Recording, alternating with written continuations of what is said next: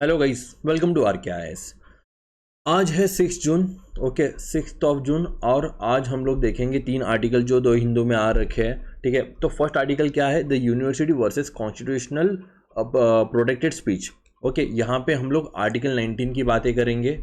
Article 19 को basically समझेंगे और ये फ्रीडम ऑफ स्पीच क्या है वो देखेंगे। Then a Eurocentric reset gateway for India. यहाँ पे हम लोग ब्रेग्जिट, ओके, ब्रिटिश एग्जिट जो हुआ था और वो इंडिया के लिए कैसे सिग्निफिकेंट है उससे रिलेटेड बातें करेंगे। And the injustice in the delay, जो caste census, okay, caste census आने वाला है, ओके, वो डिले पे डिले हो जा रहा है। तो डिले क्यों हो रहा है और उसके रीजंस क्या है और वो क्यों नहीं होना चाहिए, बेसिकली ये सारी चीज़ें देखेंगे। इसी के साथ साथ मैं आपको इससे रिलेटेड मेंस के कुछ क्वेश्चन दूंगा सॉल्व करने के लिए, आप वो सॉल्व करेंगे और टोटली हम लोग उसको एक होलिस्टिक अप्रोच में देखेंगे पूरे आर्टिकल्स को। ठीक है, तो आज का हमारा फर्स्ट एडिटोरियल है the university versus constitutional protection speech. पहले ये आर्टिकल समझने से पहले हमें देखना है कि ये जो आर्टिकल कहाँ पे हम लोग यूज कर सकते हैं। Basically it can be cited in GS2 polity and constitution. Okay, polity and constitution में यूज कर सकते हैं हम लोग।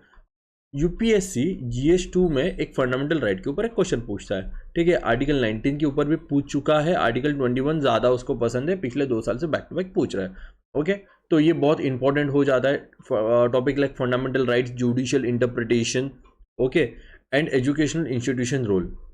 ऑल्दो इसके साथ साथ हम लोग इसको ऐसे पेपर में भी यूज़ कर सकते हैं जब भी हम लोग की थीम अगर फ्रीडम से रिलेटेड आएगी, ओके, या फिर ट्रूथ एंड डिसेंट के बारे में होगा, या फिर university as a conscience of society. अगर ये सारे टॉपिक्स आ गए तो ये टॉपिक हम लोग ऐसे में भी इसकी आर्ग्यूमेंट यूज़ कर सकते हैं। तो चलो देखते हैं। तो ये आर्टिकल क्या कर रहा है? Strongly argues in the favor of protecting freedom of speech, okay, especially in within universities, highlighting how academic freedom and constitutional liberty are essential for vibrant democracy for India. Okay, फिलहाल क्या हो रहा है ना, जो यूनिवर्सिटीज़ है वहाँ पे फ्रीडम ऑफ स्पीच टीचर्स की, फैकल्टीज़ की, प्रोफेसर की ना थोड़ी रिस्ट्रिक्ट कर दे रहे हैं। तो उसके वजह से जो एकेडमिक है वहाँ पे उसमें इम्पैक्ट होता है बच्चों के। तो ये इसके अगेंस्ट जा रहा है कि हमें उनकी फ्रीडम ऑफ स्पीच लिमिट नहीं करनी चाहिए। ओके, तो इसमें की आर्ग्यूमेंट्स है। तो की आर्ग्यूमेंट्स क्या है? सबसे पहले इसका एक हिस्टोरिकल बैकग्राउंड देखते हैं कि फ्रीडम ऑफ स्पीच का कहाँ से आया। ठीक है, जॉन मिल्टन का एक पैम्पलेट था। ठीक है, एरियोगैपेटी का, ओके, ये क्या पैम्पलेट था, कब आया था? 1644 में। कहाँ? इंग्लैंड में। ठीक है, और ये अगेंस्ट था, किसके अगेंस्ट था? It rejected the pre publication censorship. मतलब अगर कुछ भी मुझे पब्लिक करने से पहले गवर्नमेंट अथॉरिटी की परमिशन लेनी पड़ेगी, उसके अगेंस्ट था ये। ठीक है, इसके साथ साथ जो फ्रीडम ऑफ स्पीच है, it is deeply rooted in liberal democratic philosophy. किसने किसने एम्फोसाइज किया था, किसने किसने इसको प्रमोट किया था? John Stuart Mill, William Blackstone and Oliver Wendell Holmes, okay, junior, इन तीनों ने। ठीक है, बहुत बड़े नाम है अपने में ही। ओके, तो आप ये आपकी आर्ग्यूमेंट, कौन सी भी आर्ग्यूमेंट अगर फ्री स्पीच से रिलेटेड है, आप डायरेक्टली इनका नाम यूज कर सकते हो। ठीक है, अब देखो, university and free thought, professors and teachers are not merely employ but custodian of critical thought. वो क्रिटिकल थॉट बच्चों में इम्प्लांट करते हैं, उनकी सोच से ही वो एक फाउंडेशन बनता है बच्चों की सोच में। ओके, तो teachers and opinion should not be labelled as activism और punished, specially when within constitutional bounds. Okay, क्या हो रहा है कि जो टीचर के थॉट्स है, जो टीचर के जो एक्टिविज्म है, उसको क्या किया? उसको पनिश किए जाते हैं। ठीक है, उसके अगेंस्ट बोला जाता है, फिर उनको निकाल देते हैं वगैरह वगैरह। तो इसके अगेंस्ट है ये। तो बेसिकली इंडिया में लीगल पोजीशन क्या है फ्रीडम ऑफ स्पीच की? It is under article 19(1) of a guarantee freedom of speech and expression. Okay, and यही speech and expression reasonable restriction के साथ है। आर्टिकल 19(2) में it is allowed under only specific grounds. Restriction allowed है but specific ground के ऊपर, sovereignty, public order, morality, okay, इन तीनों के ऊपर। तो बेसिकली यूपीएससी क्या कर सकता है? यूपीएससी बोलेगा कि आर्टिकल 19 है, फ्रीडम एब्सोल्यूट है, बल्कि एब्सोल्यूट नहीं, यहाँ पे रीजनेबल रिस्ट्रिक्शन है और वो भी अंडर कॉन्स्टिट्यूशनल लिमिट के अंदर ही है। Okay, private institution too much respect this right has per ruling like doctor Janet Jeyapaul versus SRM university, जो 2015 में आया था। वहाँ पे कोर्ट ने साफ साफ कह दिया था कि प्राइवेट इंस्टीट्यूशन को भी ये राइट्स लाने चाहिए, ओके, उनको भी freedom of speech and expression है करके। Institution can't arbitrarily restrict speech just because of regulatory pressure and internal rules, okay? तो इसमें रोल ऑफ जुडिशरी का क्या है? ऑब्वियसली जब भी आपका कोई भी राइट लिमिट हो रहा है या फिर हैम्पर हो रहा है, वहां पे जुडिशरी का रोल आता है। तो court must actively define constitutional protection speech, okay. Landmark ruling है Anuradha Bhasin versus union of India, कब आई थी? 2020 में आई थी। Uphold internet access as a part of free speech and retaliate the doctrine of proportionality for restriction. इसका मतलब क्या है? इसका मतलब सिंपल है, जब भी आपको, ठीक है, फ्रीडम ऑफ स्पीच पे, ओके, रिस्ट्रिक्शन लगाना है तो आपको सबसे पहले उसको प्रूव करना पड़ेगा डॉक्ट्रिन ऑफ प्रोपोर्शनैलिटी से, ओके। उसके बाद ही आप उसके ऊपर रिस्ट्रिक्शन लगा सकते हो। और ये कहाँ से आया है? ये Anuradha Bhasin versus union of India 2020 में, ओके। तो जब भी आर्टिकल 19 फ्रीडम ऑफ स्पीच से रिलेटेड बातें आएगी, आपको ये केस लॉ याद रखना है, ओके। तो देखते हैं कि ये जो फ्रीडम ऑफ स्पीच है ये क्या है, ठीक है। फ्रीडम ऑफ स्पीच है सेल्फ फुलफिलमेंट। देखो, speech is not just an right but an integral to human dignity and self expression. अगर आपके पास फ्रीडम ऑफ स्पीच ही नहीं रहेगी तो आप आपके थॉट्स रख ही नहीं पाओगे, ओके। और ये सिर्फ राइट नहीं है, ये ह्यूमन डिग्निटी को भी रिप्रेजेंट करता है, okay. Over regulated and under funded university suppress creativity through truth seeking. Ancient Indian knowledge system thrive to be independent, free thinking, educational environment. कौन से? जैसे कि तक्षशिला यूनिवर्सिटी थी, ओके। तो एक बैलेंस व्यू भी आना चाहिए ऑब्वियसली, ठीक है। तो आर्टिकल में बैलेंस व्यू क्या दिया है? The article agrees that a freedom of speech is not absolute, against freedom of speech absolute नहीं है। आर्टिकल 19(2) के अंदर बोला गया है कि it is not. The restriction must be justified, necessary and proportionate, okay. यहाँ पे हम लोग ये वाला आर्ग्यूमेंट दे सकते हैं कि Anuradha Bhasin versus union of India की जब भी आपको कोई भी रिस्ट्रिक्शन लगाना है, it should pass the doctrine of proportionality test, okay. National interest is paramount but silencing opinion isn't the way to secure it, okay. ये आप एक बैलेंस व्यू की तरह इसको प्रेजेंट कर सकते हो, ओके। तो इसका कंक्लूजन क्या आ सकता है? इसका कंक्लूड हम लोग सिंपल वे में करेंगे। Free speech is central to democracy and academic excellence. University must embrace a diversity of opinion, not muzzle them. Indian ambition to become विश्वगुरु, देखो कीवर्ड यूज किया है विश्वगुरु का, depend on how we uphold its moral and constitutional values including freedom of speech and expression. काफी बहुत better way में इसको put किया गया है यहाँ पे, तो अब इसको ऐसे कंक्लूड कर सकते हो, ओके। आई होप ये आर्टिकल आपको समझ में आ गया। इसमें ज़्यादा टेक अवे नहीं है यहाँ पे। इसमें टेक अवे क्या क्या है यहाँ पे? बेसिकली ये जो जॉन मिल्टन का पैम्पलेट है, आप उसको साइड कर सकते हो। देन इसके बाद article 19(1)(a) and article 19(2) that is freedom of speech and उसके reasonable restriction, and then Anuradha Bhasin versus union of India का केस हम लोग बोल सकते हैं, okay. Then our second article क्या है? An Eurocentric reset a gateway for India. अब ये कहाँ पे हम लोग यूज़ कर सकते हैं? बेसिकली ये आईआर से रिलेटेड है। आईआर में हमारा जो सिलेबस है काफ़ी वेल डिफाइंड है। Bilateral, regional and global grouping and agreement involving India, effect of policy and politics of developed countries on India's interest, Indian diaspora, Indian neighbourhood relations. ये जो सारे सिलेबस के पॉइंट्स है, यहाँ पे हम लोग ये आर्टिकल कनेक्ट कर सकते हैं।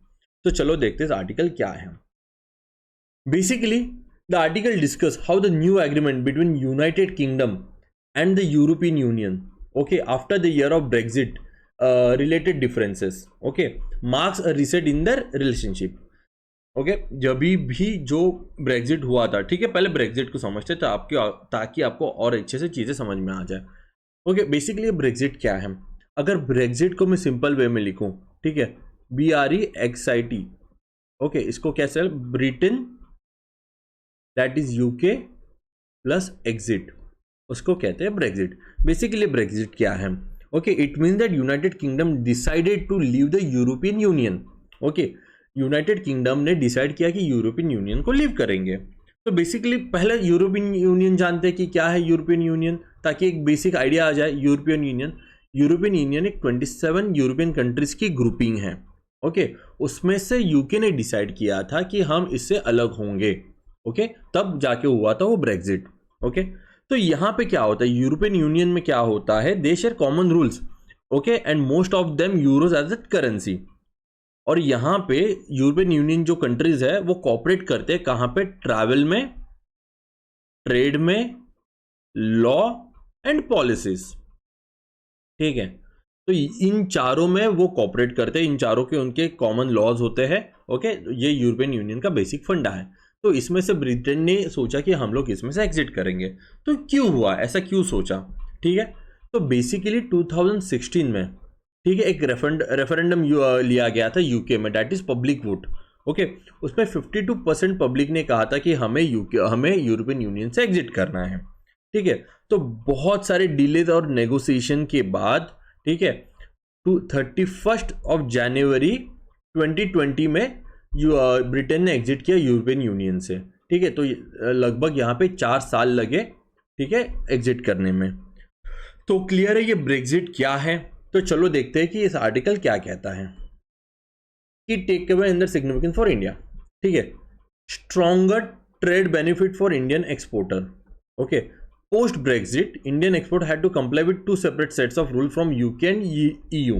Okay, the new EU-UK alignment in food standard, custom and fisheries could lead to significant trade procedures. ठीक है, तो इसके बेनिफिट क्या है।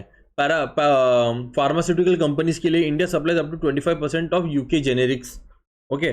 देन सी फूड है, हम लोग 60,000 प्लस करोड़ का वर्थ का सी फूड एक्सपोर्ट करते हैं, एंड इनफैक्ट इसके साथ साथ टेक्सटाइल एंड एग्रो प्रोडक्ट्स भी हम लोग एक्सपोर्ट करते हैं। तो इसके बाद डिप्लोमेटिक एंड जियोपॉलिटिकल अपॉर्चुनिटीज क्या क्या हैं। The EU and UK working together on foreign policies and defence can help India कैसे to align better in Indo Pacific strategy and strengthen its position in the global institution like EU, G20 and WTO, okay. और India के पास बहुत strong partnership है पहले से with EU, ठीक है। हमारे पास क्या पॉलिसी कौन सी हम लोग यूज करते हैं, स्ट्रैटेजिक रोड मैप 2025, और यूके के लिए क्या है, comprehensive strategic partnership, okay. India defence ties with France, Germany, UK specially in naval technology can benefit with greater trilateral corporation, okay. तो बेसिकली ये हमारे पास बेनिफिट है। इसके बाद इंडिया ग्लोबल साउथ लीडरशिप, ठीक है। हम लोग क्या कर रहे हैं, हम लोग रिप्रेजेंट कर रहे हैं साउथ को, इंडिया, ठीक है। India is the role of the voice of the global south. कहाँ पे देखा गया था, G20 में, जब 2023 में जब हमारे यहाँ पे इंडिया में समिट हुई थी तब देखा गया था, ठीक है। Can grown by stronger partnering with more unified based on climate finance, digital infrastructure and global governance reform. उसको जो हमारी ग्लोबल की साउथ लीडरशिप है उसको हम लोग और स्ट्रॉन्ग कर सकते हैं अगर हमने वेस्ट के साथ इन तीनों मुद्दे पे पार्टनरिंग कर ली। तो इसी के साथ साथ mobility, migration and talent exchange भी होता है। Indian diaspora is large in both UK and EU, सही बात है। In 2024 over 1.1 lakh student were went to UK, ठीक है, पढ़ने के लिए, अपने पोस्ट डॉक या फिर ग्रेजुएशन कंप्लीट करने के लिए, ठीक है। बट यहाँ पे post Brexit mobility was difficult, but now, पहले क्या हुआ था, जब भी ब्रेक्सिट हुआ था तो काफी डिफिकल्ट हो रहा था बच्चों को वहां पे जाने के लिए। बट अभी क्या हो रहा है, EU और यूके कोऑर्डिनेटली में allow easier movement of professionals and student across region. India can link is migration pact with Germany, France, Portugal to a broader framework, okay. तो ये सारी चीजें सिग्निफिकेंस है इंडिया के लिए। तो what should India do, India को क्या करना चाहिए इन सिनारियो में। इंडिया को सिंपल है, modernise export infrastructure, okay. Then support small medium enterprises with इंस्पेक्टिव like PLI scheme and RoDTEP, ठीक है। Then speed up trade and migration arguments, and then enhance diplomatically to shape global rules on its term. Basically this can be use as measures और way forward, okay. तो इसको हम लोग conclude कैसे करेंगे, तो सिंपल है, क्या कंक्लूड कर सकते हैं, the EU UK reset is not just European business, it is a strategic window for India to boost export, strengthen diplomatic leverage, support its diaspora and asset leadership in the global governance। इन्हीं 4 topic पे, इन्हीं 4 points पे हमने पूरा article discuss कर रखा है और इसी को हमने समराइज किया है, ओके। तो आप क्या कर सकते हो, आप ना इस क्वेश्चन को अटेंड करने की कोशिश करो। The renewed corporation between UK and European union post Brexit offer both opportunity and challenges for India. Critically examine implication for India's trade, diaspora and global diplomatic positioning। 15 marks का ये question है 250 words के लिए, okay. Clear है? तो चलो आज का हमारा लास्ट का टॉपिक है injustice in the delay. Injustice in the delay ये है साइड कॉलम में आया हुआ था और ये काफ़ी अच्छा और काफ़ी हमारे सिलेबस को कनेक्टेड है। इसको हम लोग बहुत सारे जीएस पेपर में यूज़ कर सकते हैं, जैसे जीएस पेपर 2 के गवर्नेंस में यूज़ कर सकते हैं, वेलफेयर स्कीम्स में यूज़ कर सकते हैं, सेंटर स्टेट इश्यूज से रिलेटेड एग्जांपल यूज़ कर सकते हैं, पॉलिसी डिज़ाइन फेलियर से रिलेटेड इश्यूज में डिस्कस कर सकते हैं। देन इसके बाद सोसाइटी में भी ये इसको यूज़ कर सकते हैं, use in answers of population, migration and age trends के ऊपर, और outdated data affect demographic planning. Okay, इसके साथ साथ हम लोग एथिक्स के केस स्टडी में भी यूज कर सकते हैं कि governance delay, injustice to poor and lax accountability and transparency. सबका आंसर एक ही है, क्या है? Delay is in unjust. ठीक है, यही है और इसका एग्जांपल आप देख सकते हैं कि कास्ट सेंसस डिले किया जा रहा है। अब ये कहां पे यूज कर सकते हैं, यहां पे आपने देख लिया। ठीक है, अब क्या देखते हैं? आर्टिकल से रिलेटेड देखते हैं, सिंपल है। ठीक है, again what is this article about? The article criticizes the delay in the conducting the India's decadal census original schedule for 2021। 2021 में ये जो सेंसस था वो आने वाला था। ठीक है, बट अब क्या किया? But now push to conclude by March 2027। March 2027 को इसको पब्लिश करेंगे। ठीक है, और इस पूरे आर्टिकल में ऑथर ने आर्ग्यू किया है कि while announcing the census is a welcome step, the continuing delay is unjustified and raise concerns about governance, federal fairness and political motives।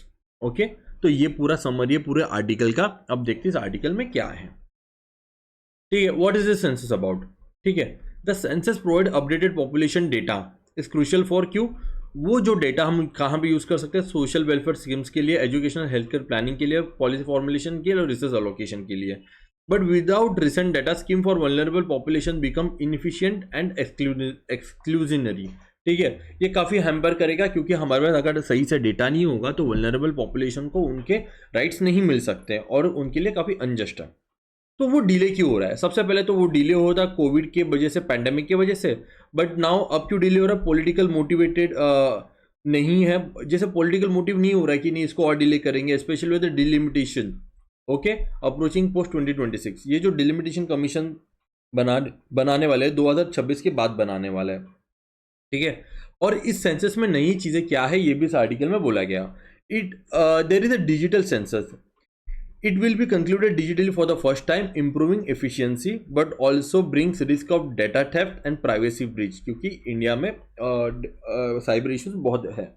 ठीक है, for the first time since 1933 caste based data will be also collect. पहले तो क्या होता था? पहले से population का सेंसस होता था। अब क्या हम लोग क्या करेंगे? कास्ट डेटा भी कलेक्ट करेंगे। इसके साथ साथ link to delimitation, the constitution mandate that delimitation after 2026 based on the first census after that year. Okay, since the current seat distribution based on 1975 data. Okay, जो 2020 बाद के 2027 के बाद डिलिमिटेशन आने वाली, it will रिशेप the electoral mapping. Okay, तो उससे क्या होगा? उससे जो सीट्स दी गई है हर एक स्टेट को, ठीक है, वो बढ़ेंगे। ऑब्वियसली कम नहीं कर सकते, वो बढ़ाएंगे। बट किसी स्टेट में अगर कम सीट्स है तो वहां पे ज्यादा सीट्स कर देंगे। ठीक है, तो वो कॉन्ट्रोवर्शियल क्यों है? Basically southern and western state which have control population growth fear losing parliamentary seats. Okay, क्योंकि क्या हो रहा था? पहले इंडिया का पॉपुलेशन बहुत ज्यादा था। ठीक है, बट क्या हुआ? जैसे ये इंडिया है, ओके, नॉर्थ वालों ने अपना पॉपुलेशन कंट्रोल नहीं कर पाए थे, बट साउथ वालों ने बहुत अच्छा अपना पॉपुलेशन कंट्रोल किया। अब जब भी डिलिमिटेशन कमीशन आएगा तो देखेंगे यहाँ पे पॉपुलेशन कम है, क्योंकि हमारा जो लोकसभा की सीट्स है पॉपुलेशन के ऊपर डिपेंड होती है। ठीक है, तो यहाँ पे पॉपुलेशन कम है तो इनकी सीट्स कम कर देंगे और इनकी सीट्स बढ़ा देंगे। तो उससे क्या होगा? पार्लियामेंट में उनका वजन कम हो जाएगा।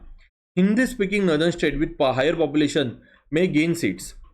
Critic argued that the shift unfairly rewarded high population growth and politically benefit the ruling party, that is BJP। But हमें ये कुछ लिखना नहीं है। ठीक है, हमें क्या करना है? हमें बस यहाँ पे क्रिटिक के आर्ग्यू पे ध्यान देना है। ओके, तो उसको कंक्लूड कैसे कर सकते हैं? तो उसको सिंपल है, the census dealing undermine the data driven governance and raises question of political manipulation.